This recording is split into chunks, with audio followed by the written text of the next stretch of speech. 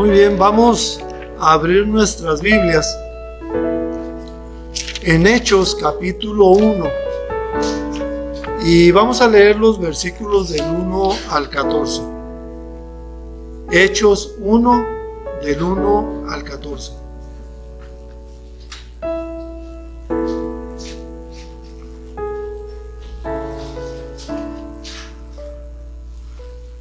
Dice así la palabra de Dios.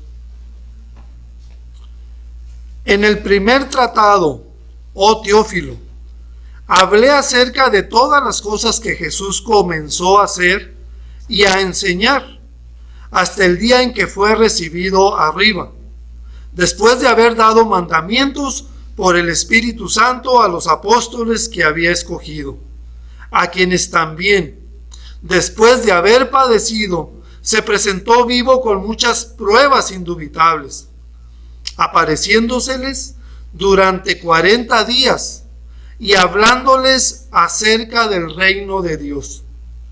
Y estando juntos, les mandó que no se fueran de Jerusalén, sino que esperasen la promesa del Padre, la cual les dijo: oísteis de mí. Porque Juan ciertamente bautizó con agua, mas vosotros seréis bautizados con el Espíritu Santo dentro de no muchos días. Entonces, los que se habían reunido le preguntaron diciendo: Señor, ¿restaurarás el reino a Israel en este tiempo? Y él les dijo: no os toca a vosotros saber los tiempos o las sazones que el Padre puso en su sola potestad, pero recibiréis poder cuando haya venido sobre vosotros el Espíritu Santo, y me seréis testigos en Jerusalén, en toda Judea, en Samaria y hasta lo último de la tierra. Y habiendo dicho estas cosas, viéndolo ellos, fue alzado y le recibió una nube que le ocultó de sus ojos.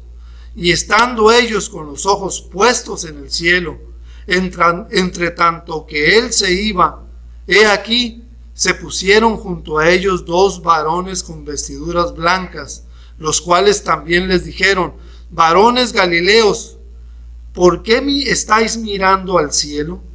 Este mismo Jesús, que ha sido tomado de vosotros al cielo, así vendrá como le habéis visto ir al cielo.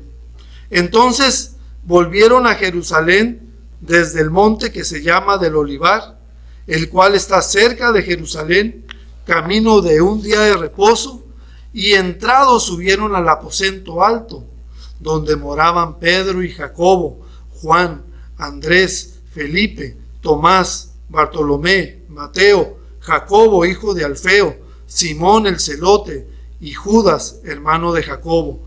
Todos estos perseveraban unánimes en oración y ruego con las mujeres y con María, la madre de Jesús, y con sus hermanos. Pues gracias a Dios, el Señor Jesucristo resucitó de entre los muertos. Y bueno, el título de la predicación de esta mañana es Pruebas indubitables del Señor Jesucristo. Las pruebas indubitables del Señor Jesucristo. Lucas, quien trabajó diligentemente para poner en orden las cosas dichas respecto al Señor Jesucristo desde su nacimiento hasta su ascensión a los cielos, vemos que escribió 2 libros, y en el segundo, que es el libro de los Hechos, habló de las pruebas indubitables respecto a la resurrección del Señor Jesucristo. Nos dice ahí en Hechos 1, capítulo 3, a quienes también después de haber padecido, se presentó vivo con pruebas indubitables, apareciéndoseles durante 40 días y hablándoles acerca del reino de Dios. La pregunta es, ¿qué es una prueba indubitable. Una prueba indubitable se define como aquella que da un resultado que no deja lugar a ninguna duda, que es incuestionable y totalmente segura. Es una prueba que da un resultado que no deja lugar a dudas, que es incuestionable y totalmente segura. Es un hecho comprobado, porque muchos vieron al Señor Jesucristo. La misma historia nos habla de este gran acontecimiento, de que Cristo dejó la tumba. Cuando hablamos de la resurrección del Señor Jesucristo, hay muchas pruebas indubitables, porque, pues como decíamos, hubo testigos que le tocaron, hubo testigos que le vieron. También nace la iglesia del Señor Jesucristo, la cual permanece hasta el día de hoy. Nosotros somos parte del cuerpo de Cristo, de la iglesia universal del Señor Jesucristo. Entonces, qué importante es esto, porque el apóstol Pablo, ahí en 1 Corintios 15, 14, menciona que si Cristo no resucitó, vana es entonces nuestra fe. Pero de ninguna manera es así, porque Cristo resucitó. Y yo, por ejemplo, que tengo más de 30 años de convertido, día a día compruebo la veracidad de esta palabra. Cristo está vivo, Cristo resucitó. Cristo se hace presente en nuestro diario vivir. Nos reunimos el primer día de la semana, el domingo, porque ese fue el día cuando Cristo se levantó de los muertos. Y por eso, con toda seguridad, anunciamos que Él está vivo, que Él vive y reina en nuestros corazones para darnos una vida sobrenatural, pero también para que los que están a nuestro alrededor le conozcan, no se pierdan, tengan la vida eterna en Él, así como la tenemos todos aquellos que le hemos entregado nuestro corazón al Señor Jesucristo. Entonces, estas pruebas indubitables que vemos en la Escritura de la resurrección acerca del Señor Jesucristo son nuestra más grande esperanza, porque Él vive y los que hemos creído en Él viviremos con Él por toda la eternidad. Entonces, la primer prueba indubitable es la que tenemos ahí en el versículo 3 de Hechos 1, donde dice que Cristo se presentó vivo. Cristo está vivo. En Lucas capítulo 24, versículo 5, los ángeles le preguntaron a aquellas nobles mujeres que estaban allí cerca de la tumba: ¿por qué buscáis de entre los muertos al que vive? Y ciertamente los muertos yacen en un sepulcro. En una ocasión que estuve allá por el Monte de los Olivos, por cuestiones de trabajo, aproveché y dije, voy a ver cómo está el lugar de donde están mis padres. Gracias a Dios no hay vandalismo, gracias a Dios todo bien, pero ciertamente ellos están ahí, sus cuerpos, están ahí. Como Jesús había muerto, fue natural que ellas fueran al lugar donde lo habían puesto, y también para prepararlo según la costumbre judía. Lo buscaron de entre los muertos, pero no lo encontraron. La tumba estaba vacía. El Señor ya estaba afuera cuando le buscaron. Con pruebas indubitables, su inconfundible voz llamó a María por su nombre, y ésta le respondió, Raboni, que quiere decir maestro. Esto lo pueden ver en Juan 20, versículo 16. Entonces el Señor se presentó vivo, cumpliéndose, por ejemplo, así como tenemos otras profecías, lo que nos dice el Salmo 16:10. Porque no dejarás mi alma en el Seol, ni permitirás que tu santo vea corrupción. El cuerpo del Señor Jesucristo estuvo 3 días en la tumba, pero por lo visto, los gusanos no se acercaron a su cuerpo, ni tampoco se percibió ese mal olor, como por ejemplo sucedió en el caso de Lázaro, que Lázaro estuvo 4 días de muerto, pero cuando la gente se acercó, decían, esto huele mal, porque ya es de 4 días. Nuestro cuerpo sí va a haber corrupción, si es que partimos antes de que el Señor venga. Pero le damos gracias a Dios, porque la muerte no nos va tampoco a detener como a Él no lo detuvo.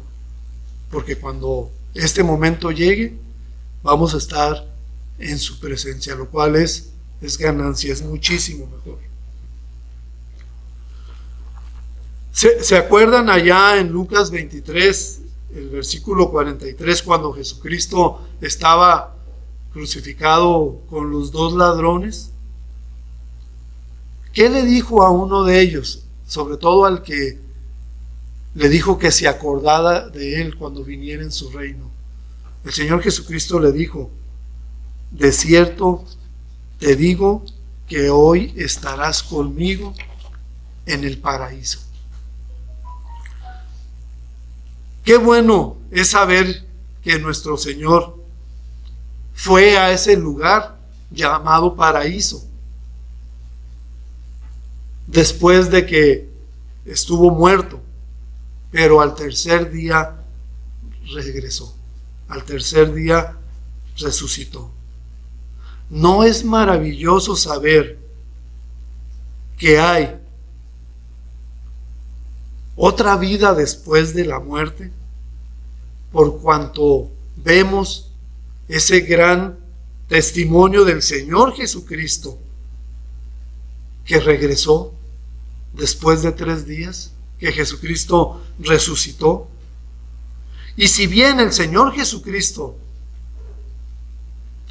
se fue nuevamente, el hecho de haber estado con sus discípulos durante 40 días después de resucitado nos da la garantía que nos dice el capítulo 1, versículo 11 de Hechos. Este mismo Jesús que ha sido tomado de vosotros al cielo, así vendrá como le habéis visto ir al cielo. Y esta es nuestra esperanza.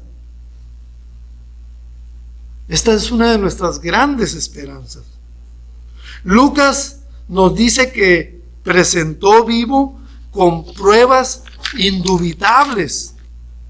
Sus pruebas indubitables le llevaron a decirle a Tomás, el incrédulo, pon aquí tu dedo y mira mis manos, y acerca tu mano y métela en mi costado, y no seas incrédulo, sino creyente. ¿Quién que no esté vivo puede pedir esto? La resurrección del Señor Jesucristo demostró que Él fue inocente en cuanto a la manera en que lo trató el mundo de aquel entonces. Pero algo sorprendente que no debemos de olvidar es que la muerte no lo pudo detener. Jesús se presentó vivo y ahora esto es nuestra garantía para que tú y yo estemos viviendo de triunfo en triunfo. La segunda prueba que vemos aquí en nuestro pasaje es que Cristo no solamente, como decíamos ahorita, se presentó vivo, sino también se presentó a mucha gente, entre ellos primero a los apóstoles, y después mucha gente lo vio. En el versículo 2 de ellos dice: hasta el día en que fue recibido arriba, después de haber dado mandamientos por el Espíritu Santo. ¿A quién? A los apóstoles que había escogido. Si bien el Señor Jesucristo se le apareció a muchas personas de acuerdo con el testimonio del apóstol Pablo, primeramente se le apareció a sus discípulos. No se mostró a todos, sino a aquellos que estaban con él hasta su último tiempo. La resurrección del Señor Jesucristo tuvo muchos testigos, pero ninguno como sus discípulos. Antes de que esto sucediera, todos ellos estaban dispersos y atemorizados, pero todo cambió. Todo dio un giro de 180 grados. Su ánimo se recobró. Su ánimo fue notorio por la resurrección de su maestro. La esperanza que se había perdido en ellos y los había llevado a una tremenda desilusión, hasta el punto de dejar a un lado todas aquellas cosas de las cuales habían aprendido del Señor Jesucristo. Es de bendición ver cómo el Señor Jesucristo mueve a las personas, cómo el Señor Jesucristo los movió a ellos nuevamente para dirigirse, para descender a Jerusalén, para reunirse con los demás verdaderos creyentes bajo la gran motivación de gozo y bajo el más estricto sentido de obediencia al Señor, donde el Señor les dijo: me voy a ir, pero vendrá el Consolador dentro de poco tiempo. ¿No es esto para nosotros importantísimo para que estemos nosotros en nuestro diario vivir teniéndolo presente, de tal manera que la resurrección del Señor Jesucristo nos mueva? ¿Queremos más pruebas? ¿Necesitamos más pruebas? Definitivamente que no, porque estas pruebas, como habíamos dicho al principio, son pruebas indubitables. Con los apóstoles nació la iglesia, llegando a ser su número 120 personas, de acuerdo con lo que Lucas nos narra ahí en el versículo 15 de Hechos 1. Dice: y los reunidos eran 120 en número. Los apóstoles fueron receptores, recibieron al Espíritu Santo. Esto los hizo a ellos intrépidos, un contraste con la actitud anterior que ellos tuvieron cuando el Señor Jesucristo murió. Pero gracias a Dios, porque ellos corrigieron su vida para seguir en pos del Señor Jesucristo. Y hay que recalcar también que, siendo así usados, por el Señor Jesucristo, el Evangelio corrió. Y después de más o menos 2000 años, nos ha alcanzado a nosotros ahora.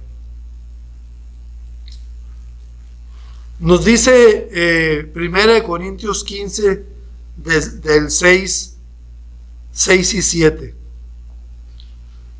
Después apareció a más de 500 hermanos a la vez, de los cuales muchos viven aún y otros ya duermen. Después apareció a Jacobo, después a todos los apóstoles. ¿Quién es el que está narrando esto? Es el apóstol Pablo. Y en este versículo 6 y 7, el apóstol Pablo no se cuenta entre ellos. ¿Por qué? Bueno, porque todavía el apóstol Pablo pues no había estado con ellos, con estos 12 apóstoles y con los discípulos, sino que más adelante, ya ahí enseguida en el versículo 8, pero ¿cuánto tiempo pasa del versículo 7 al versículo 8 en cuanto a históricamente hablando? No sabemos, yo no lo sé, pero después el apóstol Pablo afirma y dice: y al último de todos, como a un abortivo, me apareció a mí. Yo creo que cada uno de nosotros también podemos decir que en la misericordia de Dios nos habló a nuestro corazón para que nos arrepintiéramos de nuestros pecados y le abriéramos la puerta de nuestro corazón y le recibiéramos para darnos la vida eterna y ponernos a sus órdenes, así como vemos en la vida de Pablo, que Pablo asolaba a la iglesia, perseguía a los cristianos, daba su voto para que los ejecutaran, y vemos cómo Dios tiene misericordia de todos. Dios no hace acepción de personas. Él quiere que todos vengan al arrepentimiento, no importa tu vida como sea. Y vemos cómo Pablo, la misericordia de Dios también lo alcanzó. Y también vemos cómo Dios usó a Pablo, porque Pablo estaba dispuesto a ser usado por él. No sabemos si Pablo estuvo presente en la crucifixión del Señor Jesucristo, porque él era un fariseo y muchos de los fariseos no estuvieron allí.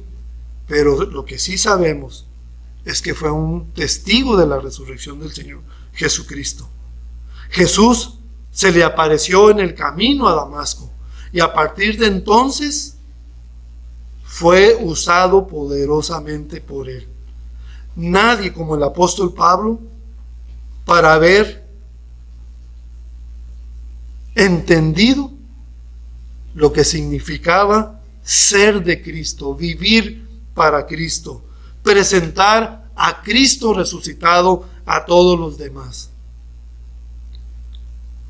El apóstol Pablo, sin duda alguna, supo que primero se le apareció a Pedro, después a los 12, y después se le apareció a unos 500 hermanos, dice la Escritura, 500 creyentes. ¿Cuál fue el propósito, me pregunto, de Pablo al mencionar esto? Y simple y sencillamente mostrarnos las pruebas indubitables, como dijimos al principio, esto es el resultado que no deja lugar a dudas de la resurrección del Señor Jesucristo, que es incuestionable, que es totalmente segura.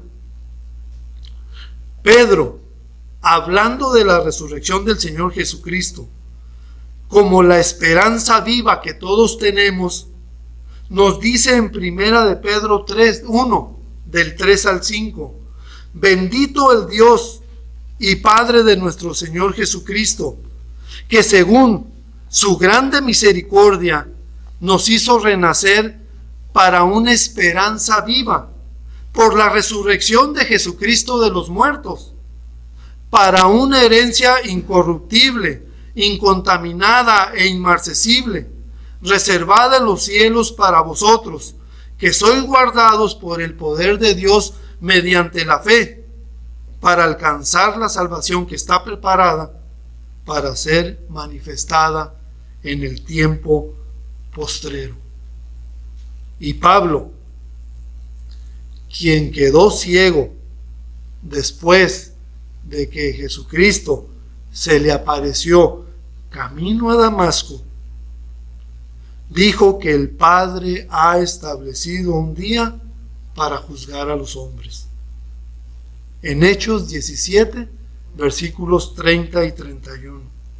Pero Dios, habiendo pasado por alto los tiempos de esta ignorancia, ahora manda a todos los hombres en todo lugar que se arrepientan, por cuanto ha establecido un día en el cual juzgará al mundo con justicia por aquel varón a quien designó, dando fe a todos con haberle levantado de los muertos. Querido amigo, la invitación es que no se haga vana la resurrección de Cristo en tu vida.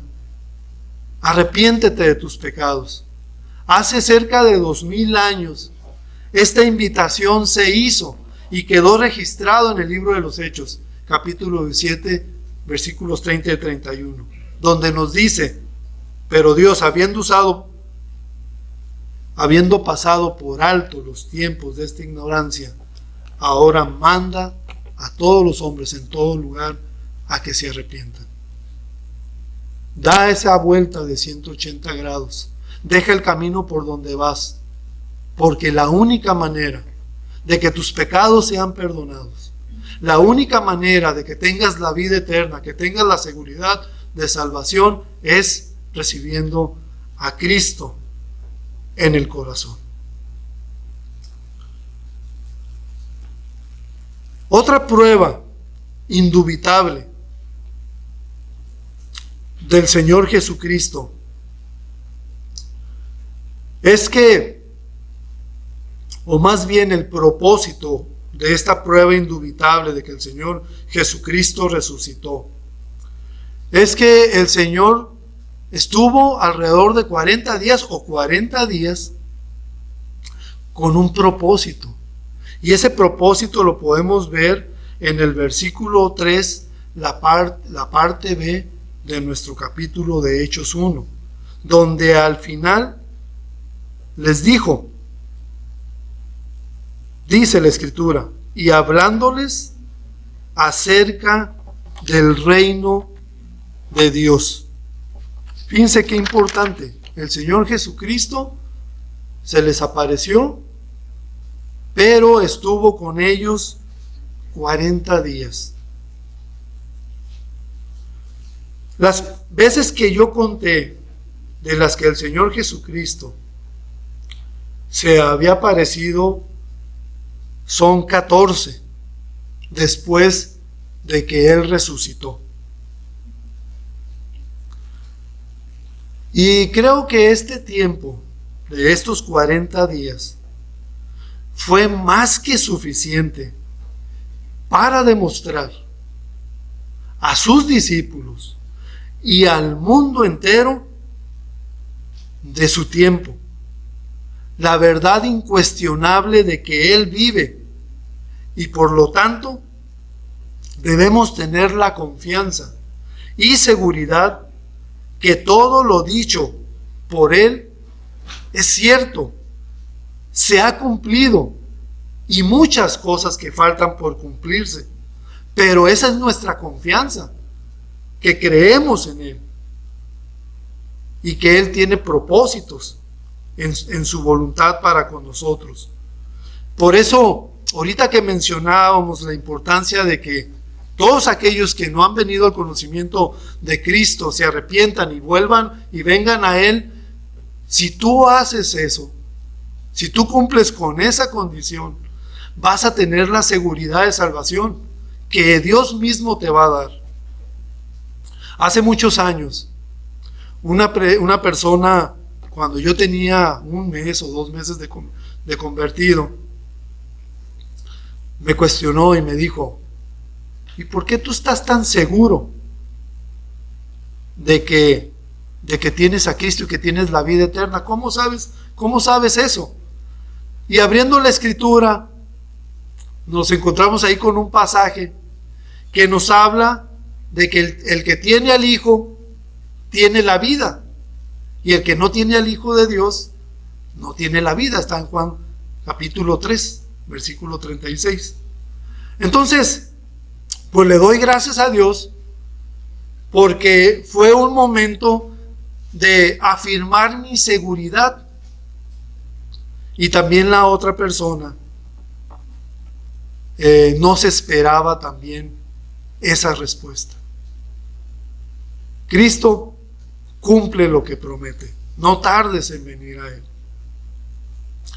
El Señor Jesucristo pudo haber ascendido al siguiente día de su resurrección, pero no lo hizo así. Duró 40 días para disipar a lo mejor las dudas respecto a todas las enseñanzas que había dado y que los discípulos tenían. Les anunció el reino de Dios, como nos dice ahí el versículo 3 donde leímos. Y vemos que la conversión de los discípulos de este tiempo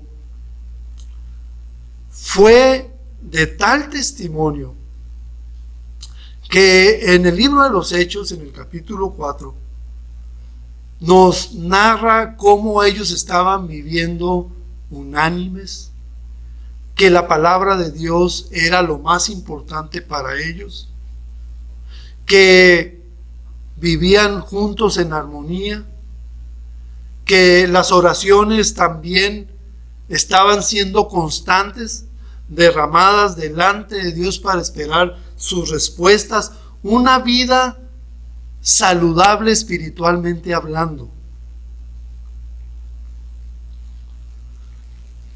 Cosa que nosotros ahora necesitamos vivir de esa manera. Entonces, no sabemos exactamente cuáles fueron las pláticas a detalle que Jesús tuvo con sus discípulos. Sin embargo, el texto que nos dice hasta el día que fue recibido arriba, el Señor Jesús dice que vendrá el Consolador, el Espíritu Santo, que Él va a dar las instrucciones sobre lo que se tenga que hacer. Entonces vemos cómo Dios tiene cuidado y no nos deja solos. Nos da entendimiento a su palabra.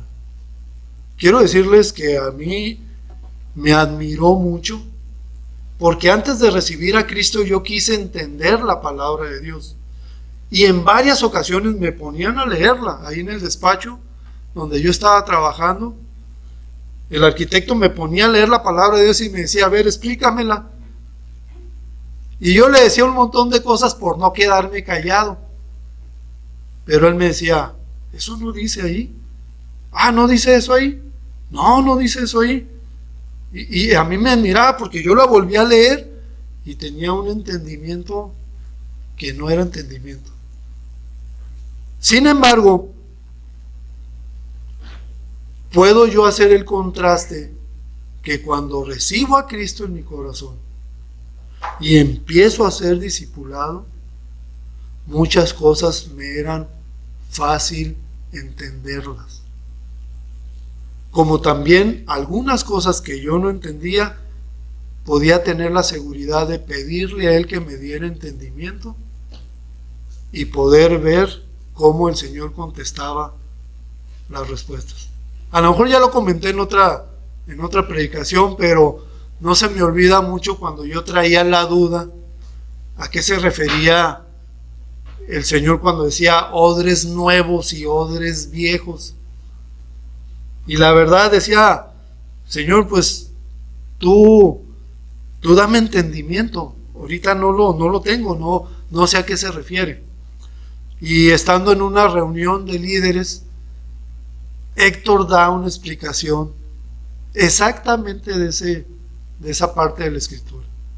Entonces él da la explicación y yo digo, Señor, gracias por darme el entendimiento a esto que yo tenía dudas. Yo no sabía cómo el Señor iba a responder, ¿verdad? Él responde de esa y de muchas maneras. Entonces, vemos cómo el Espíritu Santo, pues ahora derramado, pues iba a dar entendimiento a todos los creyentes. Y vemos también cómo el Señor Jesucristo les habla del reino de Dios. Y yo me pregunto, ¿qué significa esto? Pudo hablarles de ese reino venidero, el cual Él iba a prepararles un lugar para ellos también.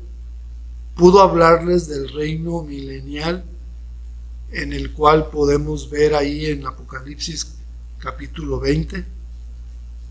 Pero personalmente creo que Jesús les habló del reino de Dios inaugurado por Él mismo al comienzo de su ministerio y de las cosas que tenían que hacer. Y podemos ver que sus primeras palabras fueron allí registradas en Mateo capítulo 4 versículo 17: arrepentíos porque el reino de los cielos se ha acercado. Ya ellos habían recibido la gran comisión, pero ahora Jesús, el Señor Jesucristo, necesitaba hablarles de la importancia de la extensión de ese reino, de su reino.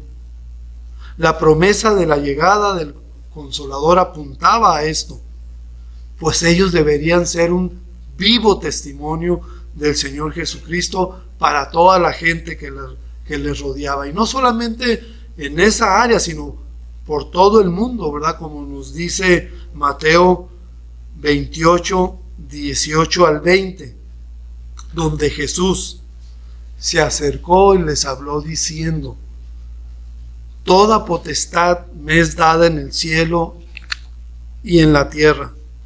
Por tanto, id y haced discípulos a todas las naciones, bautizándolos en el nombre del Padre y del Hijo y del Espíritu Santo, enseñándoles que guarden todas las cosas que os he mandado, y aquí yo estoy con vosotros todos los días hasta el fin del mundo.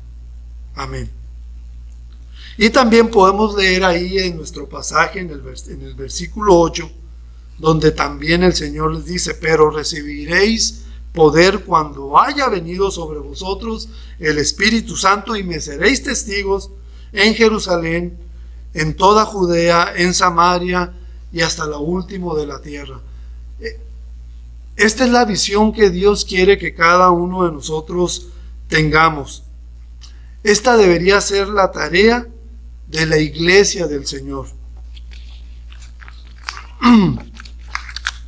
Y así como la iglesia primitiva entendió lo que el Señor Jesucristo quería, así cada uno de nosotros también debemos tener puesta nuestra mirada en esta gran comisión, en este gran mandamiento. Ahí en Hechos 1:4 el Señor les dice, la Escritura dice: y estando juntos les mandó que no se fueran de Jerusalén, sino que esperasen la promesa del Padre, la cual les dijo: oísteis de mí. ¿Por qué deberían cumplir esta orden antes de la gran comisión? Como decíamos, era una congregación de 120 creyentes.